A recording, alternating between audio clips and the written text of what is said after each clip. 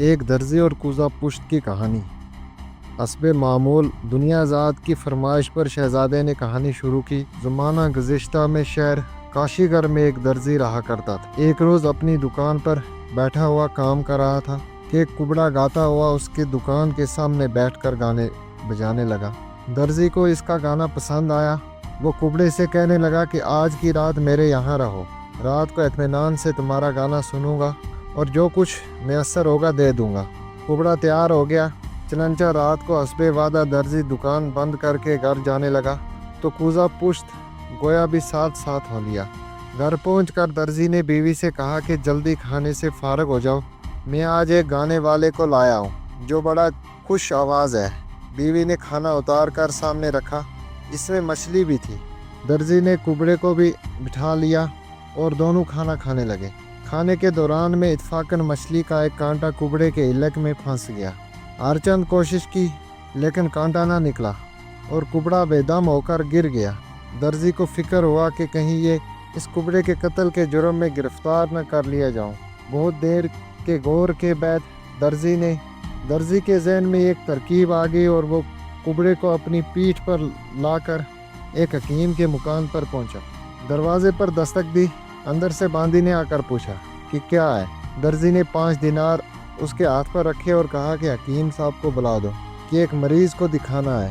باندی اندر گئی۔ درزی نے کبڑے کی لاش دروازے سے لگا کر کھڑی کر دی اور خود خاموشی سے اپنے گھر واپس آ گیا۔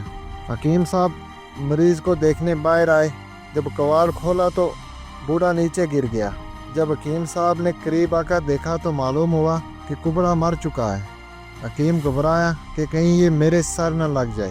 گھر میں آ کر بیوی سے مشورہ کیا۔ ان کے پڑوس میں بادشاہ کا مودی رہتا تھا۔ یہاں بیوی نے مل کر کبڑے کی لاش کو مودی کے گھر میں اتار دی۔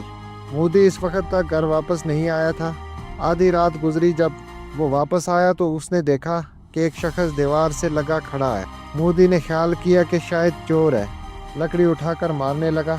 کبڑے کی لاش زمین پر گر پڑی۔ مودی نے پاس آ کر جب دیکھا کہ لکڑی سے کبڑا مر گیا، اب میری خیر نہیں، چنانچہ اس نے لاش کو اٹھایا اور بازار میں لا کر ایک دکان کے سہارے کھڑا کر دیا۔ اتفاقاً ایک فرنگی سوداگر کسی دعوت میں شریک ہو کر واپس آ رہا تھا۔ دور سے کبڑے کی لاش کو دیکھ کر یہ سمجھا کہ کوئی چور دکان کا تالا توڑ رہا ہے، چنانچہ شور کرتا ہوا دوڑا اور کبڑے کی لاش پر 2-3 لکڑیاں ماری۔ لاش نیچے آ پڑی۔ اتنے میں شور سن کر کچھ اہل محلہ اور سپاہی جمع ہو گئے، لیکن کبڑے کو مردہ دیکھ کر ان لوگوں نے فرنگی سوداگر کو گرفتار کر لیا اور کبڑے کی لاش کے ساتھ قاضی شہر کے سامنے پیش کیا۔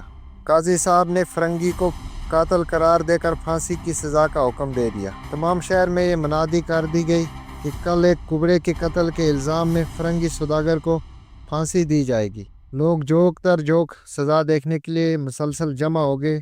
ابھی فرنگی سوداگر کو پھانسی نہیں دی گئی تھی کہ بادشاہ کا مودی آگے بڑھا اور کہنے لگا کہ اس کبڑے کا قاتل یہ نہیں، میں ہوں۔ قاضی صاحب نے اس کی گرفتاری کا حکم دیا تو حکیم صاحب نے قاضی صاحب سے عرض کیا کہ مودی بالکل بے قصور ہے، بوڑھا میرے ہاتھ سے مرا ہے۔ قاضی صاحب نے حکیم صاحب کو گرفتار کر لیا تو درزی بولا، حضور یہ سب بے حقیر ہے، یہ کبڑا دراصل میرے یہاں مرا ہے۔ قاضی صاحب نے پریشان ہو گئے کہ یہ کیا معاملہ ہے، چنانچہ انہوں نے کبڑے کی لاش، فرنگی سوداگر، مودی، حکیم صاحب اور درزی سب کو خلیفہ کے دربار میں پیش کیا اور کل مقدمے کی کارروائی عرض کی۔ بادشاہ نے کل واقعات سن کر کہا کہ تم سب لوگ اپنی اپنی داستان زندگی بیان کرو۔ اگر اس کبڑے کے واقعے سے عجب واقعہ تم نے سنایا تو میں معاف، ورنہ تم سب کو اس کبڑے کے قصاص میں قتل کرا دوں گا۔